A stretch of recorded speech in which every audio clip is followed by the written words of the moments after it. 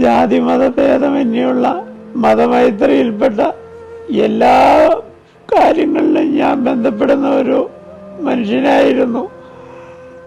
നോക്കാനാളില്ല, ആശുപത്രി നോക്കാനാളില്ല. ഇവിടുത്തെ സിസ്റ്റർമാര് അവരെല്ലാം ഒരു നേരത്തെ ഭക്ഷണം പോലും എടുത്തു തരുന്നത്. എന്ത് ചെയ്യാം, പറഞ്ഞിട്ട് കാര്യമില്ലല്ലോ. പ്രിയപ്പെട്ടവരെ, എല്ലാവർക്കും അസ്സലാമു അലൈക്കും, നമസ്കാരം. ഞാൻ അഡ്വക്കേറ്റ് ഷമീർ കുന്നമംഗലമാണ്. ഞാൻ ഈ വീഡിയോ ചെയ്യുമ്പോൾ എന്റെ ചുറ്റും കുടുംബങ്ങളില്ല, ബന്ധുക്കളില്ല. പ്രിയപ്പെട്ടവരെ, ഞാൻ നിങ്ങളെ മുന്നിലേക്ക് കൈ നീട്ടുന്നത്, ഞാൻ നിങ്ങളെ മുന്നിലേക്ക് കൈ കൂപ്പുന്നത് പൊതുസമൂഹത്തിനോടാണ്, തിരുവമ്പാടിയിലെ പ്രിയപ്പെട്ട ജനങ്ങളോടാണ്.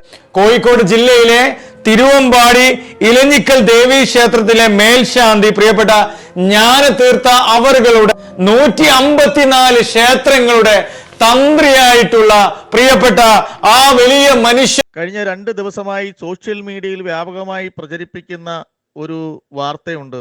കരുണയുള്ള ലോകമേ, തൻ്റെ ജീവിതം ജനങ്ങൾക്കും സമൂഹത്തിനും മാറ്റിവെച്ച മനുഷ്യസ്നേഹിയുടെ ജീവൻ രക്ഷിക്കാൻ കൂടെ നിൽക്കാമോ എന്നുള്ള ഒരു ചോദ്യം ഉയർത്തിക്കൊണ്ട് അഡ്വക്കേറ്റ് ഷമീർ കുന്നമംഗലം അദ്ദേഹം ഒരു സ്വാമിക്ക് വേണ്ടി, അദ്ദേഹത്തിൻ്റെ ജീവകാരുണ്യ പ്രവർത്തനത്തിന് വേണ്ടി ജനങ്ങളോട് അപേക്ഷിക്കുന്ന ഒരു വീഡിയോയും അതിനോടൊപ്പം തന്നെ വാർത്താക്കുറിപ്പുകളും അതിന് സഹായം ചെയ്യേണ്ട അക്കൗണ്ട് നമ്പരുമായിട്ട് നമ്മൾ കാണുവാൻ ഇടയുണ്ടായി.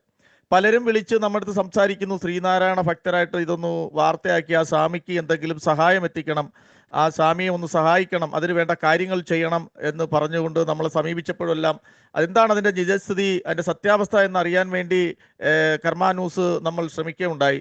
ആദ്യമായി നമ്മുടെ ശിവഗിരി മഠത്തിലെ PRO വിളിച്ചു, അദ്ദേഹവുമായി സംസാരിച്ചു.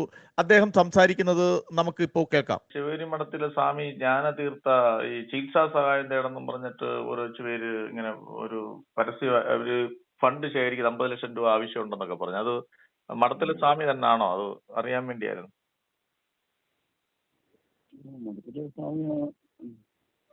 ആണോ? അത് പിന്നെ അങ്ങനത്തെ ചികിത്സാ സഹായത്തിന് അവരെന്തിനാ ഇങ്ങനെ പുറത്ത് ഒരു ഫണ്ട് പിരിവായിട്ട് നടക്കും? നമുക്ക് ആശ്രമത്തിനോടനുബന്ധിച്ച് അത് ചെയ്തു കൊടുക്കാൻ നമുക്ക് പറ്റത്തില്ലയോ? അങ്ങനെ ചെയ്തോണ്ടിരിക്കുന്നു. എനിക്ക് അതിന്റെ ബാക്കിയൊന്നും അറിയില്ല. ഞങ്ങൾക്ക് കുട്ടികളോട് ചോദിക്കണം, അവരുടെ തീരുമാനമല്ലേ, നമ്മൾ അറിയില്ല. അല്ല, അവിടെ അങ്ങനെ അവിടെ നമ്മള് സച്ചാനന്ദ സ്വാമി അടുത്തൊക്കെ ഈ കാര്യം ധരിപ്പിച്ചായിരുന്നോ? സ്വാമിയൊക്കെ പറഞ്ഞാല് ഒരു ദിവസമോ ഒരു മണിക്കൂറോ കൊണ്ടോ ഈ പറയുന്ന തുക സംഘടിപ്പിക്കാൻ പറ്റത്തില്ലേ നമ്മുടെ ഗുരുഭക്തർ വിചാരിച്ച? അത് ഞാൻ അതിന് മറുപടി പറയേണ്ട ആളല്ല. അത് സ്വാമിയായിട്ട് നിങ്ങൾ സംസാരിച്ചല്ലേ, സ്വാമിയുടെ അഭിപ്രായം എന്താണെന്ന്. അല്ലെങ്കിൽ ചിലപ്പോൾ കുട്ടികളോട് ചോദിച്ചാൽ ഞാനൊരു നാരായണ ഭക്തനാണ്, ഒരു ശ്രീനാരായണീയനാണ്. അപ്പൊ നമുക്കത് അറിയാവുന്നതുകൊണ്ടാണ് ഒന്ന് വിളിച്ചത്. അപ്പൊ സ്വാമിയെ വിളിച്ചു, സ്വാമിയെ കിട്ടിയില്ല, എടുത്തില്ല. അപ്പൊ ഞാൻ PRO വിളിച്ച് ഒന്ന് കൺഫേം ചെയ്യാൻ വേണ്ടിയായിരുന്നു. അല്ല, കാരണം എന്താ വെച്ചാൽ അവരുടെ തീരുമാനങ്ങളൊക്കെ അവർക്കല്ലേ അറിയുള്ളൂ. അതാ ഞാൻ പറഞ്ഞത്. അതേപോലെ തന്നെ നമ്മൾ അവിടുത്തെ ശിവഗിരി മഠത്തിലെ പ്രസിഡന്റ് സ്വാമി സച്ചിദാനന്ദ സ്വാമിയെ ബന്ധപ്പെട്ടു. അദ്ദേഹം പ്രാർത്ഥനാ തിരക്കുകളായിരുന്നുകൊണ്ട് സംസാരിക്കാൻ കഴിഞ്ഞില്ല. ഉടനെ തന്നെ അദ്ദേഹവുമായി സംസാരിച്ച് അതിൻ്റെ നിജസ്ഥിതി എന്താണെന്ന് നമ്മൾ പൊതുസമൂഹത്തെ അറിയിക്കുന്നതാണ്. പക്ഷേ എന്തു തന്നെയായാലും ഇത്തരം ഒരു സാഹചര്യം ശിവഗിരി മഠത്തിലെ ശ്രീനാരായണ ഭക്തരായിട്ടുള്ള ഒരു സ്വാമിക്ക് ഇത്തരം ഒരു ചികിത്സയ്ക്ക് വേണ്ടി പൊതുസമൂഹത്തിൽ നിന്നും ഇത്തരം പൈസ സ്വീകരിച്ചുകൊണ്ട് ആ സ്വാമിയെ രക്ഷിക്കാൻ പോയ നല്ല മനസ്സിന് നമ്മൾ നന്ദി അറിയിപ്പിക്കുന്നു. അതോടൊപ്പം തന്നെ ജാതിയില്ല, മതമില്ല, എല്ലാ സംഘടനകളോടും എല്ലാവരോടും ഒരുമിച്ച് ഒരേ രീതിയിൽ പെരുമാറിയ സ്വാമിക്ക് വേണ്ടി സഹായം അഭ്യർത്ഥിക്കുന്ന പ്രിയ സുഹൃത്ത് തുടക്കം തന്നെ അസ്സലാമു അലൈക്കും, ഇതിലേക്ക് നമ്മളെ സഹായിക്കണമെന്ന് തുടങ്ങിയ കൊണ്ടാണ് അദ്ദേഹം ഈ അഭ്യർത്ഥന നടത്തിയിരിക്കുന്നത്. കാരണം അദ്ദേഹത്തിന് ആദ്യമായിട്ട് ഈ ശിവഗിരി മഠം എന്ന് പറഞ്ഞാൽ ഇത്രയും വലിയ ഒരു ശിവഗിരി മഠത്തിൽ ലോകത്താകമാനമുള്ള ശ്രീനാരായണ ഭക്തർ ഗുരുദേവൻ സ്ഥാപിച്ച ആ മഠത്തിനെ കുറിച്ച് ഒരു സ്വാമിക്ക് ഒരാപത്ത് വന്നാൽ എന്തുകൊണ്ട് ശ്രീനാരായണ സമൂഹം അവിടുത്തെ സ്വാമിയും സഹായിക്കുന്നില്ല എന്നൊരു ചോദ്യം അവിടെ ഉയരും. ആദ്യം അദ്ദേഹം അവിടെ സച്ചിദാനന്ദ സ്വാമി എടുത്ത് കണ്ട് ഇത്തരത്തിൽ അദ്ദേഹത്തിന് സഹായം അഭ്യർത്ഥിക്കാമെന്ന് സ്വാമി വിചാരിച്ചാൽ നമ്മൾ മനസ്സിലാക്കുന്നത് 1 മണിക്കൂറോ 1 ദിവസമോ കൊണ്ട് തന്നെ ഈ സ്വാമിക്ക് വേണ്ടുന്ന തുകകൾ കണ്ടെത്താനും അദ്ദേഹത്തിന് അവിടെ ചികിത്സ നടത്താനും പറ്റും എന്നുള്ളതാണ്.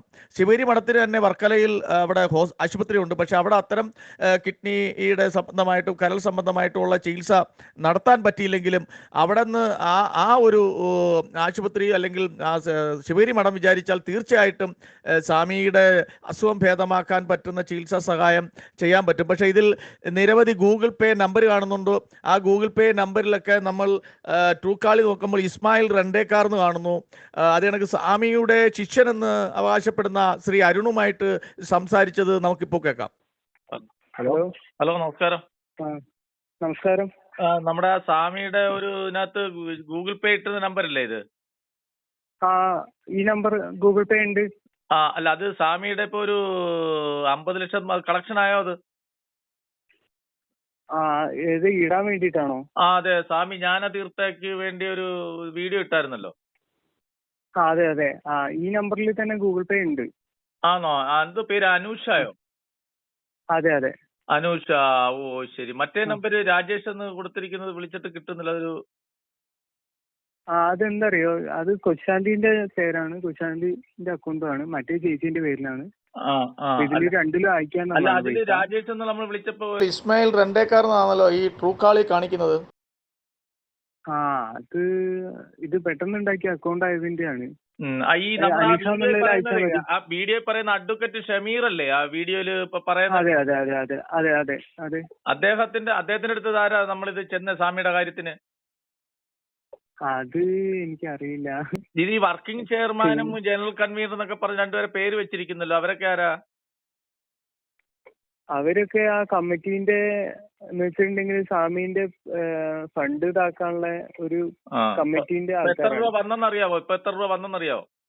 ഇല്ല, അതൊന്നും പുറത്ത് പറഞ്ഞിട്ടില്ല. എന്ന് വെച്ചിട്ടുണ്ടെങ്കിൽ ഓരോ ദിവസം വന്നോണ്ടിരിക്കല്ലേ, അപ്പൊ ഇങ്ങനെ കണക്കൊന്നും അവസാനം നിങ്ങളുടെ രണ്ടുപേരും ഈ അക്കൗണ്ടിലാണോ വരുന്ന പൈസ മൊത്തം? അതെ, ആ അക്കൗണ്ടിലേക്ക് ഇടാനുള്ളതല്ലേ. അരുണും വ്യക്തതയില്ല എത്ര രൂപ വന്നു, ആരുടെ അക്കൗണ്ടിൽ വന്നു എന്നുള്ളത്. ശിവഗിരി മഠത്തിലെ ഒരു സ്വാമിയെ മുൻനിർത്തിക്കൊണ്ട് ഒരു സഹായം കൊടുക്കുന്നത് തെറ്റില്ല. പക്ഷെ വ്യാപകമായിട്ട് ശ്രീനാരായണി സമൂഹത്തിന്റെ മനസ്സിൽ അവർക്കുള്ള മനസ്സിൽ ദുഃഖം ചാർത്തിക്കൊണ്ട് എന്തുകൊണ്ട് ശിവഗിരി മഠത്തിന് ഒരു സ്വാമിയെ സംരക്ഷിക്കാൻ കഴിയുന്നില്ല, അതിനുള്ള സാധ്യതയില്ലേ? അദ്ദേഹത്തിന്റെ ഊർജ്ജസ്വലമായിട്ട് ഇത്തരം ജീവകാരുണ്യ പ്രവർത്തനങ്ങൾ ഏറ്റെടുത്ത് നടത്തുന്ന ഒരു വ്യക്തിയാണെന്നാണ് മനസ്സിലാക്കാൻ പറ്റിയത്. എങ്കിൽ തന്നെയും ഇത്തരത്തിലൊരു ശിവഗിരി മഠത്തെ പോലൊരു സ്വാമിക്ക് വേണ്ടി സഹായം അഭ്യർത്ഥിക്കുമ്പോൾ ആ മഠത്തിൽ ചെന്ന് ആ സഹായം ചോദിച്ചിരുന്നെങ്കിലും അതിന് വേണ്ടുന്ന കാര്യങ്ങൾ ചെയ്തതിന് കുറച്ചുകൂടെ ഗുണപരമായ ആ കാര്യം നടന്നേനെ. എന്തായാലും സ്വാമിക്കുള്ള പൈസ കണ്ടെത്തട്ടെ. പക്ഷെ ഇതിന് വെച്ചിട്ട് മറ്റൊരു ചൂഷണത്തിനോ ശ്രീനാരായണിയെ കബളിപ്പിക്കാനോ മറ്റൊരു രീതിയിലോ മുന്നോട്ട് പോകാതെ സ്വാമിക്ക് വേണ്ട കാര്യങ്ങൾ എല്ലാവരും ചെയ്ത് അത് അദ്ദേഹത്തിന് അസുഖം ഭേദമാകട്ടെ. അതേപോലെ തന്നെ നമ്മുടെ പ്രസിഡന്റ് സ്വാമിയായിട്ട് ബന്ധപ്പെട്ട് എന്താണ് ഇതിൻ്റെ നിജസ്ഥിതി എന്ന് മനസ്സിലാക്കാനും അതിനുള്ള കാര്യങ്ങൾ നമ്മൾ ശ്രമിച്ചുകൊണ്ടേയിരിക്കും.